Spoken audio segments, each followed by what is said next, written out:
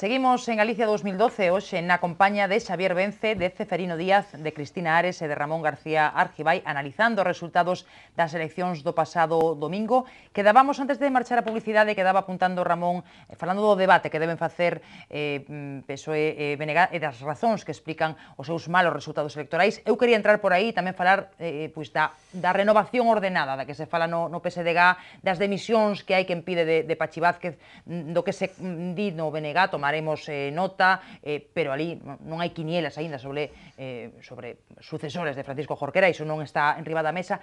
Pero antes de entrar nese tema, sei que Xavier quedaba algo que apuntar sobre a Alternativa Galega de Esquerda, que foi outro tema que estivemos comentando, as causas que explican tamén os seus bons resultados, así que adiante, antes de empezar a falar dos grupos da oposición. Quería concordar nunha cousa co que decía Ramón antes, e é que eu creo que o electorado en general, a sociedade en general, valora moi mal a división dentro dos partidos. Eso é obvio, porque cando dentro dun partido a xente non se entende, mal se pode confiar neles como opcións para gobernar. Eso está claro, eso penaliza, e eu creo que é unha das cousas que está penalizando agora moitísimo ao Partido Socialista, e penalizou o BNG por ese prolongado proceso de divisións internas que acabaron en como lle chaman, en escisións, non? Eso por un lado, eu creo que eso é moi importante e os partidos que pasan por esas circunstancias deben tomar nota, eu creo que eso é claro. E despois, con respecto a esa emerxencia fulgurante neste momento do que foi a Alternativa Galega de Esquerdas con Beiras ao frente, eu creo que hai moitos factores que o explican, antes comentamos algún deles, pero eu tamén creo que hai un de carácter sociolóxico máis profundo que para min explica algo, e é que eu creo que vivimos sin duda unha crise que no ámbito social e político crea unha situación de caos, hai unha situación de caos político considerable, de desconcerto de unha gran parte da población, de angustia, e as situacións de caos son moi propensas, a historia dínolo, para os caudillismos, non? Quer dicir que nese tipo de circunstancias é cando moita xente se agarra a unha figura que lle ofrece unha certa confianza ou ilusión, ou é capaz de vela como un pai protector, non? Entón, nese sentido, eu creo que a figura de Beiras, interpretada nesa clave como unha figura emblemática para un sector da población que se move un pouco nesa situación en certa medida caótica, funcionou, e a prova é que funcionou, e eu creo que hai algo de caudillismo nese proceso, porque eu creo que realmente non podemos dicir que haxa un proxecto, porque eu creo que Beiras é un candidato que funcionou moi ben, ten un gran tirón polo seu carisma personal e polas súas habilidades, digamos, de comunicación, pero foi un gran caudillo, pero sin programa, non? Pero funcionou ben, precisamente por eso, porque hai unha situación de caos que para moita xente o que pide, ou que busca, ou chegalle con ese tipo de representación, non? Non sei se concordades ou queredes engadir algo. Sí, pero a mí hai unha cuestión, digamos, que me preocupa, máis aló destas eleccións, que xa pensando, digamos, en futuro, donde nós temos que facer, os socialistas, pois un gran cambio que faremos despois, na miña opinión, o BNG o tempo diante, pero hai un tema que non sei como se vai arranxar. Nesta campaña houbo unha división do nacionalismo en tres opcións, dúas exitosas por representación e outra non. Pero o que ocorre é que eu penso, digamos, de que os votos da Alternativa Galega de Esquerdas, os votos nacionalistas que recibiu, vai ser moi difícil encarrilarlos nun proxecto de futuro. O sea, no corto plazo teñen salida, pero a nivel de futuro, porque claro, porque a biología está aí, hasta para Fraga, entende? E bueno, pasados estes 4 anos, ese mapa como se recompón? O sea, como coalición ti non lleves futuro. Eu non lleves futuro como coalición sin Beiras. É que xa sorprende que... É que en parte eu creo que é un proxecto no fondo, aínda que a eles seguramente lles coste recoñecelo, pero no fondo creo que hai moito de caudillismo nese proceso electoral. E eu creo que no que é a composición interna diso, eu creo que é tan disparatada e incoherente que dificilmente pode coallar en un proxecto político que poda elaborar un programa coherente, non? Eu creo que ese é complicado. No momento, digamos, en que Beiras dé un paso atrás, eso non se sostén, porque normalmente, penso eu, é que os elementos, digamos, nacionalistas que están aí, están por Beiras. Non houve un cambio que fixáramos, digamos, non estamos no punto de Izquierda Unida, non é eso. O sea, os elementos están por Beiras. Non ves a Martiño Noriega como futuro líder de Anova, entón? Non, penso... Non, claramente. Non, vamos a ver unha cosa, pode ser líder de Anova, sí, pero normalmente non co arrastre de Beiras, o sea, non co arrastre de Beiras, que eso normalmente, por eso que digo, como me parece, digamos, que ten moito de proxecto personal, proxecto caudillista, unha vez que eso de alguna maneira, pues, a un momento que dar un paso atrás, ese proxecto normalmente vexo, digamos, e vexo normalmente que esa frente que se fixe no nacionalismo, que vai ser moi difícil, digamos, de volver, digamos, a restreñado, aínda que o BNG ten que facer moitos cambios para facilitar, digamos, ese encontro outra vez. Ahora entramos nese asunto. A ver, por aquí, sobre isto que estamos falando, Ramón e Cristina. Que dá para pensar que unha persoa desa idade sexa quen ten que xogar este papel neste momento na política galega, non? Pois difícil. Eu creo que non é tan extraño. Eu vouche facer un paralelismo que podíamos facer na política estatal española. Que pasaría se neste momento Felipe González decidira presentarse a unhas eleccións xerais? Pois, sin duda, xa sabe Ceferino que pasaría. Provocaría, ganaríades, non? Tería seguramente un resultado importante e deixaría o seu partido socialista, se se presenta contra o seu partido socialista, deixaría absolutamente en cuadro, porque claro, Felipe González foi a figura que encarnou o Partido Socialista nos anos máis brillantes do Partido Socialista. Bueno, no caso do BNG pasou 3/4 domingo. Os anos máis brillantes do BNG estuveron, digamos, representados na persoa de Xosé Manuel Beiras. Entón, que uns anos despois Xosé Manuel Beiras decida enfrentarse ao que foi o seu partido, claro, crea un escenario que tampouco, quero dicir que é comprensible que pasara o que pasou, porque é, sin duda, un personaxe que ten unha longa trayectoria, moi conocido pola población e que tuvo a imaxen dos millores momentos, co cual hai certa nostalgia para unha parte da xente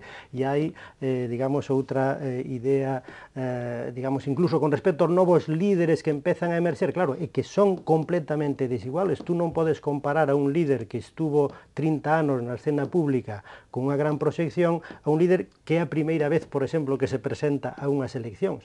Eso é obvio que no plano electoral funciona. Por eso tamén crea, eu creo que neste momento na base social do BNG, da que seguiu votando o BNG e na militancia do BNG, unha certa sensación diríamos casi de tradición, non? Como alguén que representou a súa marca, a súa imaxen e o seu proxecto durante tanto tempo, de pronto utiliza esa imaxen e esa capacidade pois para, por decirlo así, destrozar electoralmente a súa bella alternativa, non?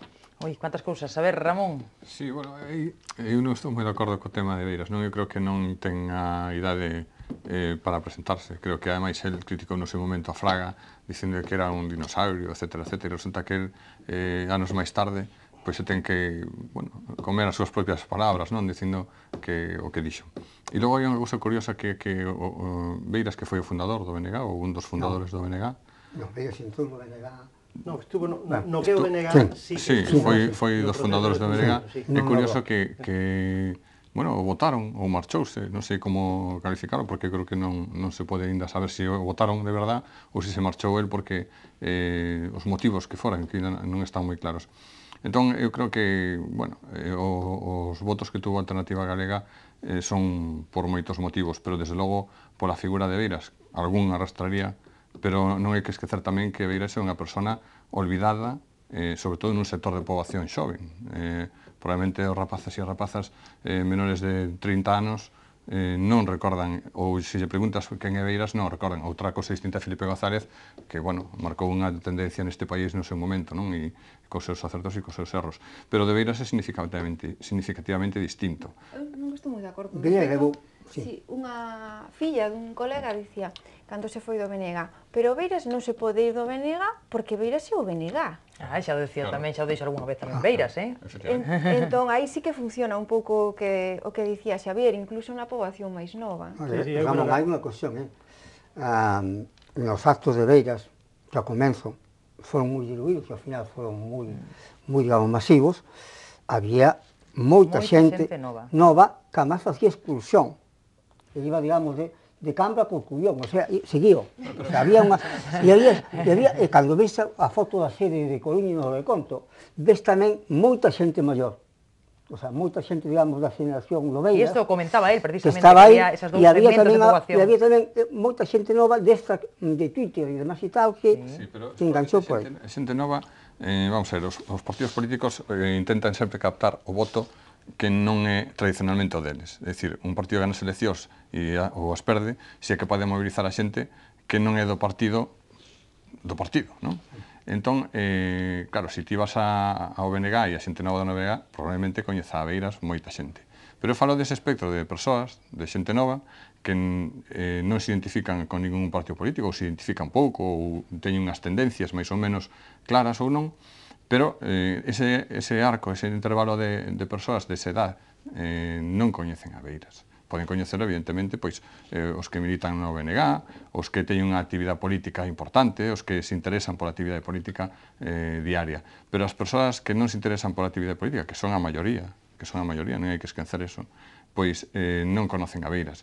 Evidentemente, sí, os que xa temos uns aniños, pois sí o conocemos porque, bueno, vivimos, sufrimos e observamos a súa trayectoria. E aparte, independentemente de novo que este, é un personaxe que hai que estudiar e que hai que aprender del cousas, evidentemente. Pero eu creo que a maior parte da xente nova non coñecía a Beiras, salvo a excepción feita das ideoloxías. Pero o porcentaxe cativo, por desgracia cativo, de xente nova comprometida e interesada e mobilizada, ese porcentaxe levou no Beiras en gran medida. Eu creo que hai dúas cuestións distintas. Unha é que a xente nova non coñece a Beiras, efectivamente, e non vira, precisamente, e non vira, digamos, a súa executoria política en directo, e outra cousa é que o nome de Beiras para eles si sona, si é algo que está aí, digamos, de algún xeito no ambiente. E por eso, eu creo que foi tamén unha das razóns polas que unha certa xuventude foi aos mítins de Beiras porque quería coñecelo en directo, quería escoitalo en directo, coa vantaxe para el de que ten dotes de comunicación e iso serviulle precisamente de gancho para enganchar a moita desa xente que se lle acercou para intentar ver un pouco como era o discurso, como era pois a representación, a escenificación do discurso de Beiras. Entón, eu creo que xustamente non é, eu distinguiría as dúas cousas. Unha cousa é que non o coñezan e outra cousa é que había o suficiente ruxe do nome no ambiente como para ter ganas de ir a coñecelo porque parecía como o político máis singular do momento e había un certo morbo tamén por ir a verlo. E ao final moita xente enganchou con el. De todas maneiras, o exército zapatista, non? De todas maneiras, digamos, o tema, eu penso que algún día a politóloga pues dirán novamente máis de tipo das cuestións. Canta xente nova se mobilizou nesta campaña, porque eso, digamos, de que igual a xente que se mobilizou nova é moi idosa, pero non é tanta. Pero non é tanta. O sea, porque senón os estados igual diferentes. Sí, hai que facer un estudo agora para verlo, claro, efectivamente. Non, aproveitando para, eu creo, ligalo co tema do futuro do bloque, eu creo que tamén lle dá ao bloque a oportunidade de reinventar o seu proxecto, xa que o partido de Beiras parece máis radical na dimensión esquerda-dereita, ou estará ademais con Esquerda Unida, etc., pois quizás agora o bloque pode presentar un proxecto que eu creo que sí captaría unha bolsa importante de votantes, socialdemócrata, claramente con capacidade para facer goberno nacionalista. Sí, o que pasa é que o BNG, a tendencia última do BNG era un pouquinho... E logo Xavier, que quero saber que pensa ao respecto do futuro do BNG e do debate que ten que facer. Quer dicir que ahora mesmo a figura do BNG é un partido nacionalista radical tendente a outras cuestións. Sin embargo, ese rechazo en Galicia todavía sigue existindo. Eu creo que o BNG, un dos problemas que tuvo precisamente foi esa radicalización hacia as posicións nacionalistas. E ao mellor Beiras no seu momento supo vender todo o contrario. Eso non significa que non sexa tamén unha persona radical, pero supo vender todo o contrario. E de feito de que supo vender todo o contrario é que se foi capaz de unirse a un partido como Esquerda Unida que pode ser de todo menos nacionalista, que é un partido de ámbito nacional, que é un partido de esquerdas, evidentemente, de moi esquerda, pero non é nacionalista, nin se definen como nacionalista. Sin embargo, Beiras foi capaz de unir todo ese espectro para xuntarse e conseguir os resultados que conseguiron. Todo o contrario que o BNG, insisto, eu creo que ao mellor o BNG o que ten que facer é deixar esa política radical, entre comillas, evidentemente non alcanza o radicalismo de outras comunidades autónomas, como pode ser o do País Vasco, pero sí, moitas veces, a roza. A ver, Xavier non concorda evidentemente con Ramón, que sí, xa me deixa a boquiaberta, pero... No, eu creo que o BNG, obviamente, para empezar, ten que tomar moi seria nota do que aconteceu, desa perda de votos, facer un análise das causas e ver que é o que ten que facer para reforzar o seu proxecto. Eu creo que o que sí é certo é que nesta tesitura, tal como queda o panorama das eleccións, o que sí é certo é que o BNG é a única forza política nacionalista que queda no panorama político e, desde logo, no Parlamento, non? Porque o que representa a Alternativa Galega de Esquerdas declaradamente non é un proxecto nacionalista, é outra cousa, non? É algo que terán que definir aínda, porque non está definido, pero está claro que vai máis por un proxecto donde a componente alternativa de esquerdas pois parece que ten un peso moito máis importante, non? Entón, o BNG eu creo que o que ten é que ser capaz de clarificar o que é o seu funcionamento interno para garantizar que a tranquilidade, por decirlo así, que hai despois do proceso de decisións se consolide nunha estrutura orgánica forte, sólida, capaz de ser atractiva para máis xente, e creo que o que ten que facer tamén é ser capaz seguramente de comunicar moito mellor algunhas cousas con certos sectores sociales, en particular ca mocidade, non? Porque, digamos, un dos puntos fortes históricos do BNG foi a súa conexión coa xuventude, cousa que nos últimos anos, por razóns que ao mellor non nos dá tempo aquí a entrar nelas, pero foi perdendo ese empuxón entre a mocidade. Entón, eu creo que recuperar e conectar coa mocidade para reforzar ese proxecto nacionalista e de esquerdas, eu creo que é a tarefa na que están. Eu non creo que houvese un proceso especial de radicalización nos últimos anos niso, o que si é certo é que o BNG estivo marcando neste período de crise un perfil claramente enfrentado ás políticas de recorte e ás políticas máis agresivamente neoliberales. Eu creo que iso é un dos grandes activos do traballo do BNG nestos 3-4 últimos anos. Eu creo que iso fixo moi ben, e o que ocorre é que, polo que seña, non foi quen de conectar ben con un sentimento que hai na población, e en particular na xuventude, de desafección con respecto ás estruturas orgánicas e os partidos, sobre todo no ámbito da esquerda, non? Entón, que ese problema tamén eu creo que o ten o Partido Socialista, non? E esa reflexión, pois, creo que non é fácil, pero creo que ten pero hai que facer. Sí. Ceferino? Bueno, non quero dar consellos, pero dá algún, home. A ninguén, pero fago, digamos, unha reflexión. Eu penso que, a partir do Consello do Parlamento, sabe, digamos, unha gran incógnita. O sea, o goberno equivócase se pensa, digamos, que as eleccións xa ten carta blanca. Eu penso que normalmente que o país está expectante, resistente, e que ten un límite ao ante, o sea, que hai que buscar maneiras de favorecer o crecemento como sea, e que hai incluso medidas que normalmente, pois, por exemplo, a nivel de ensino, que penso que hai que revisar, ou penso que normalmente non falo de libros de texto, pero si falo de bolsas, e falo, digamos, de comedor escolar, que son temas fundamentais para a igualdade, e que aí penso que están actuando con pouca sensibilidade, pero penso que no Parlamento novo agora abres unha incógnita: quen é a oposición? Quen lidera a oposición?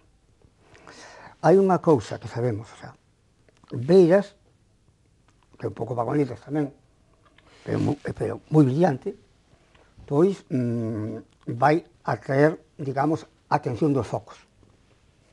En cada súa intervención, normalmente ben estudiada, vai novamente intentar levar os titulares. E iso normalmente vai influir sobre, pode influir sobre as outras dúas forzas da oposición. E que ocorre? Que poden normalmente intentar radicalizarse para competir nese campo, e iso é unha tentación que pode ter moito máis o BNG que a nós, ou poden coller e marcar distancia, no sentido seguinte: eu creo que, para min, o problema do BNG non é, nos últimos tempos, non é o radicalismo, senón é a ambigüedade. A ambigüedade. O sea, hai unha cousa que o BNG pasou nos últimos tempos a ser un partido de goberno. Un partido de goberno. Pero ti non pode ser un partido de goberno e de oposición ao mesmo tempo. O sea, que ocorre? Que o BNG ten que dar os saltos incomplexos, para min, a mi idea, de ser un partido dentro do sistema que loita para cambiar o sistema. Pero dentro do sistema. E non ter veleidades tamén xogar fora de cosas por estilo. E nese campo, normalmente, eu penso que o futuro vai aí. E aí, nese campo, normalmente, pues, veríase moito máis acción de Beiras, pero é posible que o BNG se ganara un espacio de respeto, además e tal, unha forza política nacionalista coherente, además e tal, e que xoga, digamos, a cambiar as cousas. E nós temos tamén parecido. Logo falamos do vos. A ver, Ramón. Sí, e logo Cristina, todos con brevidade, porque estamos un pouco nos minutos finais e quedan aínda moitas cousas que apuntar, que comentar. Dúas cuestións, simplemente. A ambigüedade e dentro do sistema o BNG, efectivamente. Pero hai unha cousa moi clara. Agora, recentemente, con motivo desa polémica aí en Cataluña, que se independencia, que se queren separarse de España, Estado asociado, etc., como queramos chamar, hubo 3 partidos que firmaron unha carta en Europa pedindo un apoio, e entre eles estaba o BNG. Quer dicir que, e iso a xente o transmite. Por lo tanto, a ambigüedade, eu creo que é unha ambigüedade de interese, pero en realidade o BNG a tendencia está moi clara hacia onde estuvo fuxindo. En canto a mocidade, que, bueno... Eu non entraba na ambigüedade, non entraba no tema, digamos, territorial, entraba nos temas, digamos, programáticos a nivel de traballo nas institucións. Claro, pero que é complicado estar no goberno e, ademais, intentar ser un partido cas características do BNG. Por eso existe esa ambigüedade e estou totalmente de acordo contigo en esa situación. En canto ao tema da mocidade, que tiña o BNG a capacidade de contactar ca mocidade, eu non estou de acordo con eso. Eu creo que o que pasa que a mocidade do BNG é a que máis se exhibe e a que máis se manifesta e a que máis comunica no sentido de expresarse. Eu creo que neste caso todo o contrario, quen conecta perfectamente ca mocidade galega é o Partido Popular. De feito, o maior Novas Xeracións, que é a organización juvenil do Partido Popular, é a organización con máis afiliados non só de toda España, sino tamén de Galicia. Por algo será. Que pasa? Que hai unha diferencia moi grande entre como se fai a política desde o Partido Popular e como se fai a política desde o BNG. Os mozos do BNG, pois, son, se expresan dunha forma distinta. Moi activos, berran máis, probablemente, e os do Partido Popular, pois, son uns mozos pois que se dedican a outras cuestións, que son activos, pero de outro xeito, que non se manifestan abertamente como se fan os mozos do BNG. Por lo tanto, non creo que esa situación sea real. O BNG non se identifica máis, ni moitísimo menos, que o Partido Popular, incluso que o Partido Socialista, que a mocidade. A ver, Cristina... Eu estou máis de acordo con Xavier, sobre todo se ve un cambio nos últimos anos, nas facultades é moi evidente. Como hai menos que se declaran, pois, que declaran a súa simpatía hacia o BNG e a actividade decreceu considerablemente. E coido que sí, que ten que o BNG traballar de novo para vinculalos ao seu proxecto. Eu creo que unha cousa é facer oposición, aí estou de acordo co Xavier, pero que se realmente queren plantexar un goberno alternativo para cando se volvan a convocar as eleccións, eso hai que traballalo dende agora, non se pode improvisar en precampaña. E por iso intento tamén que vou clarificar. Eu tamén concordo con Ceferino que é bastante ambiguo esa, polo menos para a cidadanía, que non é máis próxima ao partido, a veces hai confusión, sobre todo eso, do que é a dimensión esquerda-dereita. Eu creo que este é un momento bo para definirse e para empezar a traballar nun proxecto no que entren tamén outras persoas e que os cidadáns perciban como goberno alternativo. Me quedan pouco máis de 5 minutos. Se queres dicir algo do BNG, podes en medio minuto para entrar a falar dos socialistas, senón non temos tempo e tamén é interesante. A ver, Xavier. Sí, no, eu creo que este tema é un tema importante, non? Eu creo que o BNG demostrou incluso ao longo desta campaña e antes tamén que sabe facer unha resposta ás políticas neoliberales que está aplicando a dereita e que aplicou tamén o Partido Socialista no último tramo da legislatura de Zapatero, con unha protesta forte e incisiva con respecto a esas políticas, combinalo con propostas.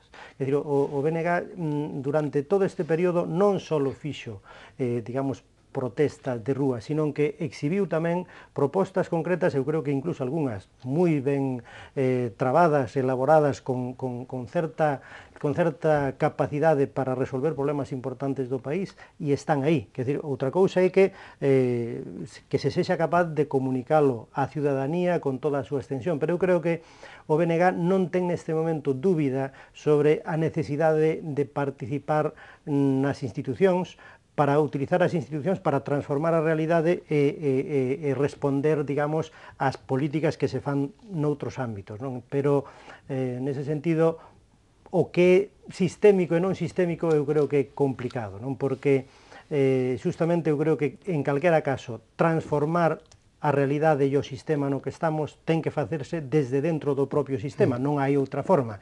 E eu creo que esa é a estrategia do BNG, de partir do que hai, facer propostas en positivo que vayan nunha dirección transformadora que eu creo que son claramente de esquerda. E, sobre todo, un proxecto de país. Eu creo que o BNG o que si ten moi claro é o proxecto de defensa dos intereses de Galicia por enriba de casi calquera outra cousa, non? Entón, iso son os dous peares nos que sempre se asentou e están construídos tamén sobre bases programáticas e propostas elaboradas, non é simplemente cuestión de, digamos, de slogans ou de campañas de rúa, non? Sino que iso está, de feito, ali onde goberna, ou mesmo cando gobernou no bipartito, eu creo que moitas destas cousas foi capaz de plasmalas, outras non tuvo tempo, non tuvo oportunidade, pero algunhas sí, non? Fagolle xestos a Xavier para que vaya rematando, porque teño pouquiño tempo e temos que falar tamén do Partido Socialista. Estes días moi protagonista polos seus dirixentes, non? Que non deixan de facer a súa valoración sobre os malos resultados electorais. Falaba eu de quinieras, porque as hai xa con nomes e apelidos, o de Francisco Camaño é un, pero hai máis, Gómez Besteiro, José Blanco, bueno, isto é algo que pasa sempre, non? Non hai dimisión, que tamén se fala de dimisión de Pachi Vázquez, non hai dimisión nin de Pachi Vázquez, nin de Rubalcaba, que foi outra cousa comentada. Hai moitas consideracións hoxe que saen nos medios de comunicación. Beatriz Estallo, deputada socialista, pedindo eleccións primarias para elexir o novo líder, por exemplo, e entre outras. Bueno, eu pregunto vos a todos como vedes, como ten que facer o PSOE galego ese debate. Pregúntolle primeiro a Ceferino Díaz, que hoxe está facendo moita autocrítica e teño que aproveitar. Bueno, normalmente son autocríticos sempre. Pero vamos a ver, eu creo que normalmente que non se equivocan os que están agora pedindo que será Pachi Vázquez e primaria xa. Eu penso que o meu partido ten que facer unha autocrítica profunda. E unha autocrítica profunda, digamos, do que fixemos mal, de que por que perdemos o contacto coa ciudadanía. E esa reflexión profunda leva a dúas cousas. Nós creo que temos que facer un proxecto de país que me gustaría, en gran medida, que ese proxecto de país foi un proxecto compartido, porque penso que o país non é un partido solo, sino que ten que haber elementos comuns que estén en todos os partidos. A mí, a ese nivel, pues dame envexa pues, Cataluña ou outras comunidades. O sea, que ten que facer un proxecto de país e tamén que ten que facer un novo partido. Hai unha cousa que eu penso que é evidente, que se o tema vai por as primarias, por estes e os outros que están en el escenario, vamos mal. Non é nada. Vamos mal. Eu penso que nós temos 4 anos de espera, e en 4 anos, pois neste partido, hai varios miles, digamos, de militantes, e entre eles ten que haber 500 homes e mulleres entre 35 e 55 anos, hasta agora postergados por un aparato pouco permeable, que teñen que xogar. Pero o asunto é que os deixen xogar. Non, que teñen que xogar. Por eso, normalmente, a min, o que me preocupa, digamos, neste momento máis é cambiar as reglas do xogo, que para iso estaba unha conferencia política que se aplaza por de Cataluña, que permita, digamos, pues, un xogo democrático a fondo e de transformación a fondo do partido, para que a dirección non se suceda a si mesma. E entre nova xente, porque fan falta tamén novas ideas, e as novas ideas normalmente veñen acompañadas de persoas. E eu penso que hai, pois, unha xeneración, digamos, a miña, caducada, ou da transición, e os que viñeron despois que se apalancaron tamén están caducados. Eu penso que hai que ofertar novas caras e novos proxectos, e tendo moi claro que o campo de xogo é Galicia, e hai que ter un proxecto para Galicia. E o proxecto de Galicia é moito máis co proxecto de 314 concellos ou de 4 provincias. Eu penso que é un elemento clave que está. Teño moi pouquiño tempo, pido opinións moi breves, porque vamos casi pechando tertulia, pero sobre o que apunta a Ceferino, a ver, a politóloga, por exemplo, Sí, para eu empezar. estou moi de acordo co Ceferino, creo que foi un gran erro a saída tan rápida de Touriño, cando caeu o bipartito, e que a persoa que agora o pilota ten que leválo levar o testigo ata o novo líder ou a nova líder do partido. E o que teñen un problema organizativo histórico, que non se entende ben como chegou ata o día de hoxe, cando gobernan algunhas deputacións, gobernan hoxe na Deputación de Lugo, en grandes cidades, etc. Entón, o partido ten que pensar como fortalecer os lazos coa sociedade e como organizarse internamente para que as disputas non trascendan tantos medios de comunicación, sabedores de que eso, como decía Xavier, se penaliza moito.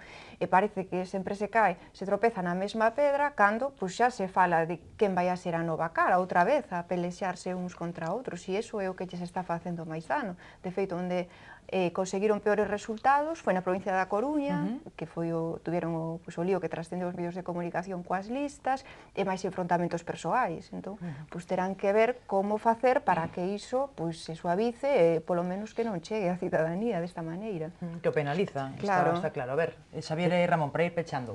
Eu estou de acordo con isto. Eu creo que a necesidade que eu vexo no Partido Socialista é máis de redefinición de proxecto, de redefinición do perfil do partido a nivel estatal, porque eu creo que quedou absolutamente destrozado pola deriva da última legislatura de Zapatero, e eu creo que parte do que lle está ocurrindo aquí no País Vasco é consecuencia do castigo do electorado a esa deriva no que a orientación das políticas económicas nun perfil moi neoliberal, aceptar eso incondicionalmente, e, polo tanto, eu creo que teñen que redefinir o proxecto, e eu creo que aquí tamén equivocaríanse si van directamente a un cambio de persoas antes de falar de ideas e de proxecto, porque eu creo que a eiva fundamental está aí, non? Efectivamente, o erro cometido nas anteriores de ir a un cambio de personas e querer que con eso queda todo amañado,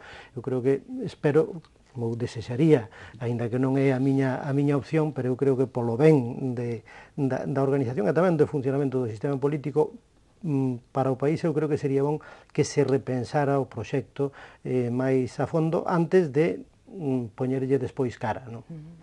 Ramón. Sí, estou tamén bastante de acordo. Eu creo que esa é a clave, a redefinición e a renovación do proxecto, encontrar ese espectro político que perderon fai xa moito tempo, esa coherencia política que debía ter un partido de ámbito nacional como é o Partido Socialista. Non poden decir unha cousa en Galicia, outra distinta en Madrid, outra totalmente distinta a de Madrid e de Galicia en Cataluña e outra ainda máis distinta no País Vasco ou en Andalucía. Eu creo que a renovación do Partido Socialista é importante, moi importante para a sociedade nacional e a sociedade galega, e desde logo eu creo que debían empezar da baixo arriba e non de arriba a baixo, que é un error que moitas veces se cometen nos partidos políticos, non só no Partido Socialista, sino en todos os partidos políticos, se comete eso, empezar a renovación de arriba a baixo e non de abaixo a arriba. As renovacións sempre teñen que empezar polas bases, porque nas bases é onde está a xente identificada cas persoas que estamos na rúa todos os días. E se eso non o facemos, e tamén o digo para o meu partido, se eso non o facemos, pois eso ao final se acaba pagando. Ahora o está pagando o Partido Socialista, o está pagando o BNG, añadido con outras circunstancias, e o podrá pagar o Partido Popular se en algún momento non somos capaces de facer eso, renovarnos de abaixo a arriba en vez de arriba a baixo. Bueno, pois esa pode ser unha conclusión, o último que apunta Ramón, que podemos estar todos de acordo, non? Renovarse de abaixo a arriba, non? Renovarse. Pero eso, ao mesmo tempo, eu tamén creo que ten que ser un feedback, porque plantexar novas ideas e novos proxectos de algún xeito tamén implica facelo en parte desde arriba, quer dizer, non é empezar a recoller ideas sino que hai que ten que haber grupos que deben ser capaces de dinamizar e darlle forma a propostas e proxectos e logo que as bases efectivamente participen no debate das diferentes opcións hasta, digamos, articular un proxecto novo, non? Entón, ese é o reto, eu creo que é importante, non? Bueno, pois hoxe temos que deixalo aquí, pero quedaron cousas por apuntar, non será desta cuestión, pero volveredes, espero, os 4 a estar por aquí connosco no Faladoiro. Deixamos xa Galicia 2012, rematan as eleccións, remata a análise das eleccións, e agora empezamos a falar do que pasa, do novo goberno, do novo Parlamento e do resto das cuestións que son noticias estes días xa no Faladoiro. Bueno, hoxe despedimos a Xavier Vence, a Ceferino Díaz, a Ramón García Argibay, a Cristina Agares. Moitísimas grazas aos 4 por estar connosco. Grazas tamén a todos vostedes por seguirnos un día máis.